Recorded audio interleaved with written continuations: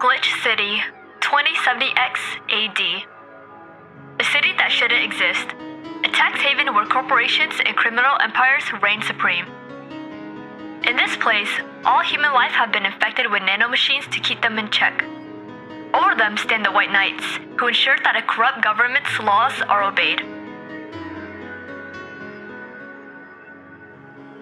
Here, brutality in all its form is an everyday reality. The quality of life for the non-powerful decreases at an alarming rate. For many, this can be overwhelming. Some devote themselves to their jobs, their families, or even their studies. Some look for ways to escape this place, and others just give up. But for many of them, the answer lies at the bottom of a glass.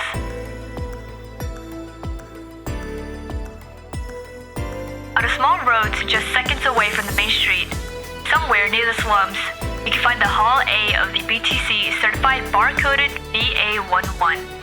But that's a mouthful, so we just call it Valhalla. A small oasis in the middle of the concrete desert, a fountain of spirits waiting for tired souls.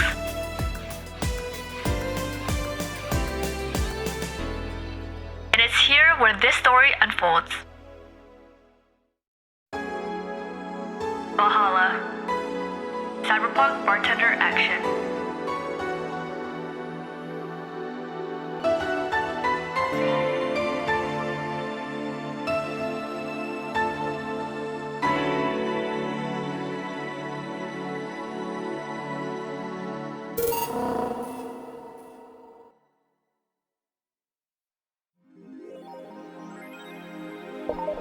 You've been chuckling since yesterday. Wiener.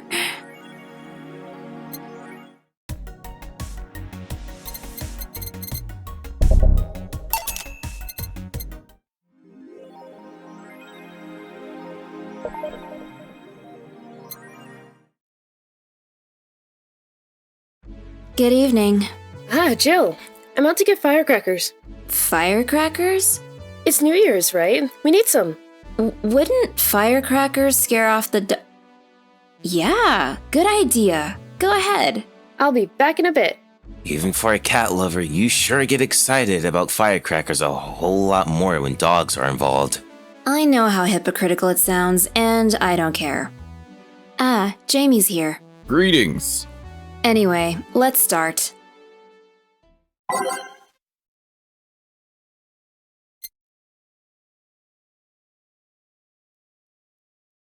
Time to mix drinks and change lives. Ah, the guy that wouldn't come back twice. Yeah, shut up. By any chance, did something fly over here 2 weeks ago? On Friday? Yes. There were lots of weird explosion noises throughout the night. But as far as I understand, those were made by a flying drone or something like that. So it flew by here. I take it you know what made the noise? Let's just keep it at whatever drone story you heard. Right. The noise got annoying after a while, I must say. So it remained in the vicinity. I don't know what counts as in the vicinity, but yeah. Distant explosions all night. Interesting. So it didn't get far away.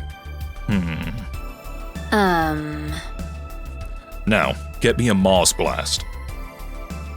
Ah, Mars blast for the guy that wouldn't come back. Twice.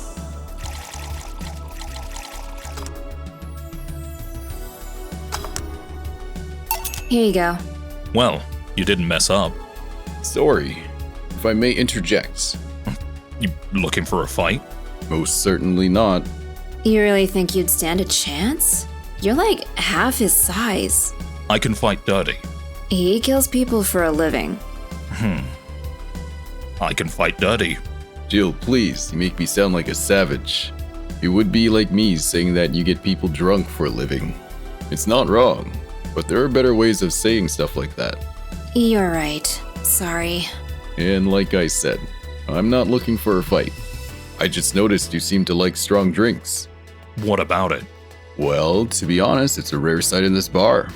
I even come to believe I'm the only one here who enjoys them, aside from the owner. May I suggest you try a suplex next time? It might be to your liking. Okay. Let's try this suplex thing. Right. Let's give Ingram a suplex. Wow, that sounded weird. Here. Good stuff. Like a less burning but punchier pile driver. Say, your face looks somehow familiar, mister. Call me Jamie. And you are? I'm Ingram. Anyway, I think I saw your face somewhere. Maybe when I needed to look for a specific file at, Did you perhaps go through a nanomachine, Expunge? I did, actually. Figured as much. Only a handful of people do that. And almost all of them are people with nanomachine rejection that feel oddly suicidal. So, why go through the whole thing, rejection? Need to hide something? The second one. It's easier to remain undetected when they have no means to track you or your activity. I see. How does the expunge work? You lie in a pressure chamber and they give you a special IV solution. It causes nanomachine rejection while giving you the antibodies needed to prevent them from getting back in. For 5 hours, you're trapped in bed while a horrible pressure builds up in your body and nanomachines are forced out. They're like little needles all over your body. You feel them in your eyes, in your gums, in your toes, everywhere. And after all that, they need to implant you with a mechanism that constantly releases the same antibodies. Ouch. What are you having, Jamie? This is a gut punch. Yeah, should have figured. Hey, give me one of those. Sure. Let's give him a gut punch. Again, that didn't sound right. Here. Yeah, I love these. It looks different from yours, though. I had a couple of extras in his, actually. So, where's the antibody unit they stuck you with, Jamie? Inside, like all other maintenance systems.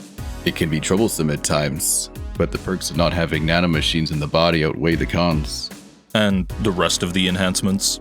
Were you reconstructed, or have you been adding them over time? Over time, either by getting a much-needed enhancement or through fixing injuries. I see. Well, it was a pleasure, Jamie, but I gotta leave. Nice meeting you, Ingram. Please come again. Don't count on it. You've said that twice. Shut up. Seemed like a nice guy. Right. I won't call him a bastard, but he's not the nicest in the bunch. Maybe you caught him on a bad day? Nah, I think you're just that good at bringing out the nicer side of people. Oddly enough. That guy tires the hell out of me. Someone's in a good mood. Give me a bad touch, will you? That way you'll be in a good mood too.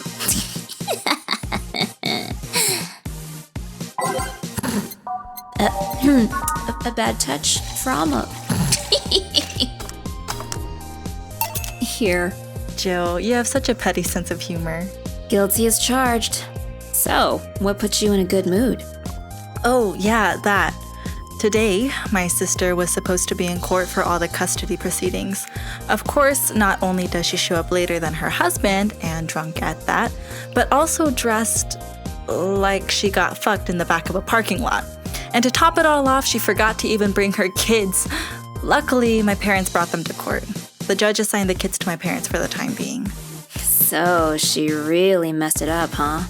When they came back to the house and Diana started throwing a temper tantrum, she said it was lucky her husband didn't get the kids because the angst would make her jump onto the highway. So Eva comes and says, then make sure it kills you because we aren't dealing with you as a cripple.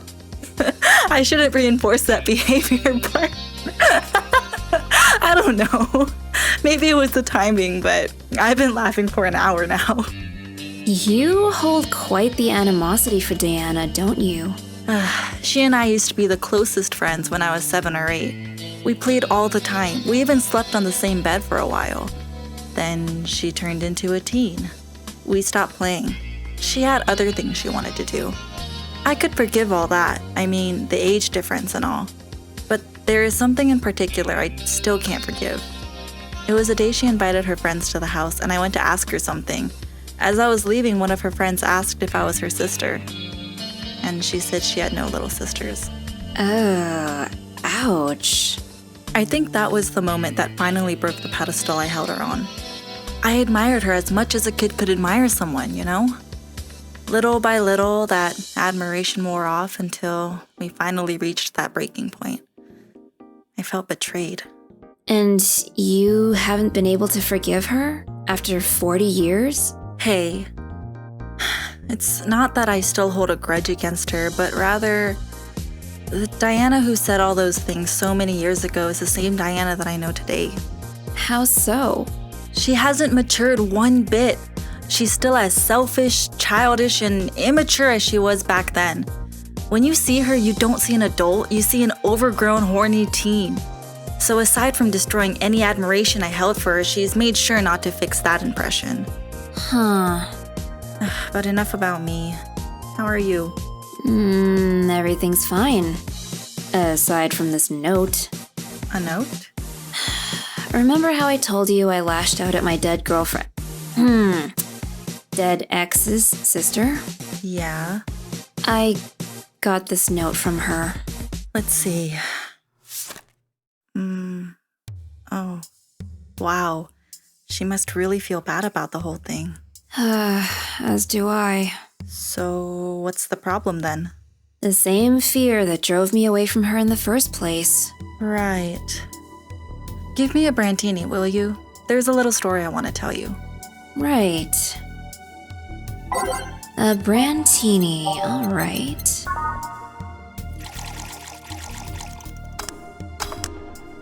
Here. This is the thing. Let's start. Boo! Oh, hell no. This is the story of a girl who grew disillusioned with one of her sisters. Soon it became animosity, and not long after that, she distanced herself completely from said sister.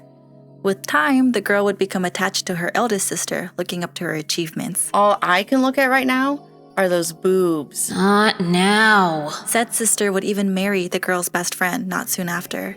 And after the girl went into college, said sister would quit her job. The sister was worried sick about leaving her baby kid alone, prompting her to quit her high-ranking job. What if I hire your high-ranking lips? Oh, shut up. The girl, even as an adult, felt betrayed. Her role model sister went against everything she held her in high esteem for. She was no longer a child, and yet she felt like a part of her had crumbled. Hey, Joe, I can lift your sweater. Do you want to see? I bet you want to see. Alright, enough. Enough? Shit. Peace out. I mean, I know the girl is you and the sister is your eldest sister. Please get to the point. Right. The point is, if you don't face her, she will be heavily disappointed. She's trying to make amends with you. That must take courage. Lots of it. Yeah, you're right. My mouth's dry. Can I get a beer? Right. Beer. Man, I am going crazy, aren't I? Here. Thanks. So, tell me. Did you and this scabby girl get along? Oh, yeah. I never had brothers and sisters, but once Lenore introduced me to her as her sister-in-law, she got so excited about having a new sister that she clung to me a lot. I helped her in her studies, read books with her, played with her a lot. She was pretty much my sister too. I have to leave, but I'll tell you this. As both a big and little sister, if you don't grant that girl the chance of talking to you, I'll never forgive you. Yeah. Oh, there's a small New Year's party this Saturday if you're interested. Oh, sure. I'll be here. Remember, I won't forgive you. Yeah. I'll go take my break. Alright. Whoa! You were here? You were quite absorbed in the conversation just now. Jamie even said goodbye to you. Didn't you hear? Anyway, call me if anything comes up.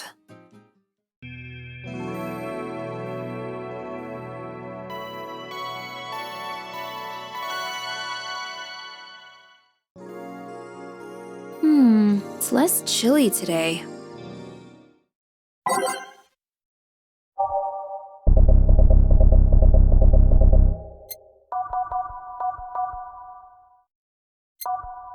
Jill, the kid's looking for you.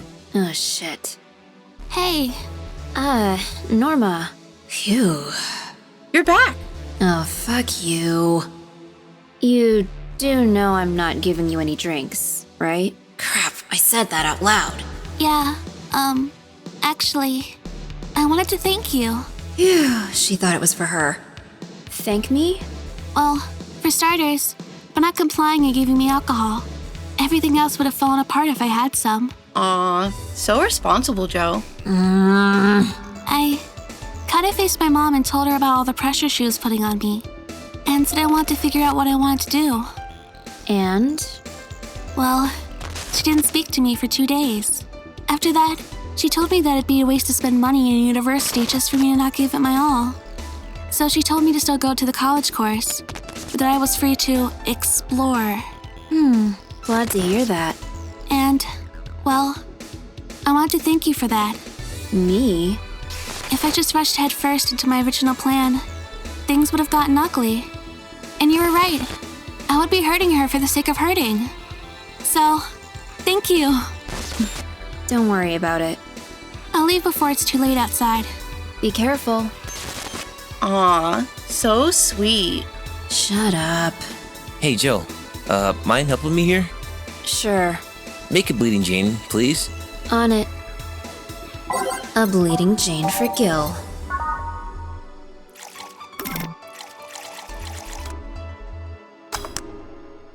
Thanks. Hey, Joe. Do you hate me? Hate is a harsh word. It's not against you directly, but rather the fact that only I can see you. Like I told you, if they wanted, they could see me. And why can't I? You're the main character? I don't know. What are you? A cute girl. Right. You okay, Jill? Making a lot of faces there. Yeah, just remembering stuff. Could you give me a hand here and serve a beer, please? Sure. A beer for Gil now. Thanks. Would you lighten up if I showed you I can interact with the environment? Maybe it'll spook me, but let's try.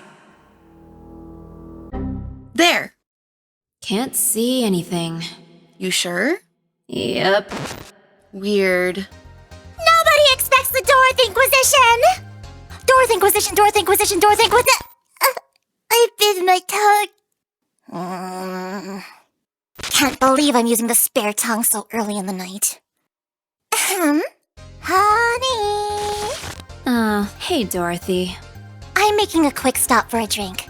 Can I get a fluffy dream? Sure. A fluffy dream for the Dorothy on the go.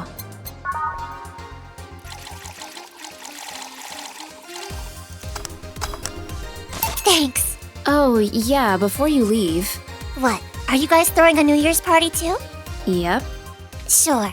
I'll be here then. Well, I've got things to do, so... You do? Who does what?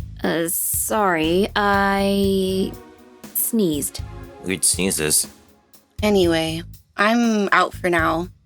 Oh yeah, Joe, take care of Becky, please. Who the hell is Becky? Who's Becky? Who's what? You said... I said nothing. Okay, fuck that noise. Fireworks are sold out everywhere. I'll need to get them through more shady means. She's gonna buy them from the internet. She'll find them and put us all at risk of burning. I'll make sure there's an extra extinguisher at hand. Please. Well, I guess that's it for today. You sure you're fine? I am. Don't worry. Hey, Jill, mind if I ask a silly question? You've seen my clients. You can assume I don't mind silly questions. Silly answers can get on my nerves, though. Sorry, but what did you want to ask? Do you know why they call them cat boomers? I mean, I guess their second set of ears look like a cat's butt. The word boomer seems so out of place. Not so much when you consider it's not them, but their parents who were called such. Oh? Let's go back a bit first. You do know why cat boomers look like that, right? Because they went through some anti-nanomachine rejection treatment while they were still a fetus, right? It's called the Yamazaki Romanova treatment. Or was it the Romanenko-Yamada treatment? The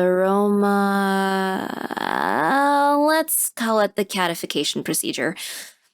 It was not only the first successful genetic treatment on a fetus, but also the first way to fight nanomachine rejection. Moreover, that research had a bit of a rocky story. Funding got cut in the middle of it, at a critical point that could make or break the whole thing. Not to mention Ysbryd Games' record of not addressing nanomachine rejection at all. The rest of the research was funded by Mackie Stangovich. Was it Stangovich? Let's call him Stangovich for now. He is a businessman whose unborn daughter was diagnosed with early nanomachine rejection. Stangovich funded the research, and in a desperate move, his wife offered herself and her daughter as test subjects. Of course, the experiment was a success. The girl, Sylvia Stangovich, didn't die. She became the living testament of a scientific breakthrough. But then, the story of how things played out for Sylvia got sensationalized in the media and created a weird fad. Parents made their unborn children go through the catification procedure even if they had no ailments at all. All because one particular girl whose life was saved through that treatment became a media darling for a bit. A whole generation of kids with those cat-like protrusions were born. And their parents got called cat boomers? A generation of parents obsessed with those cat-like features. The fad quickly passed, but the term remained in use. Eventually, cat boomer just started being used for people with the protrusions instead of their parents. You keep calling them protrusions. Why is that? Because that's what they are. Huh. You didn't think those things on their heads were ears, right? Sure, they can be moved because they're somehow connected to the facial and ear muscles. Thus, they can move like a cat's and react to their mood. But in the end, they're just appendages with no real function. Huh. It still surprises me a bit, though, that the biggest mutation they get after the treatment is just that. Those ears are a small miracle on their own. People have been born with no eyes for less intrusive procedures. You really thought they were functional ears, huh? Let's say I learned quite a bit today.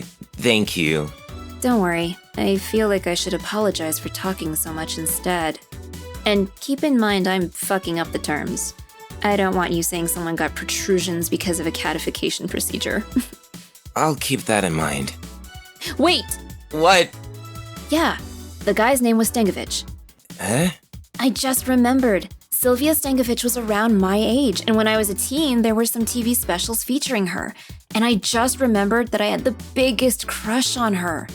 Now that I think about it, that crush had me very confused back then. And did you need to shout just now?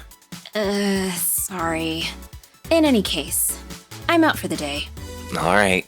Careful out there. Hey, Balance from Base here. Hope everyone had a great Mega Christmas. Sorry about the delay, but if you appreciate our videos, give it a like. Comment if you're happy to see the new episode. Don't forget to subscribe as well. We'll be releasing a new episode every Monday, Wednesday, and Saturday until we reach the final day. Thanks again, everyone, and I'll see you next time. See ya.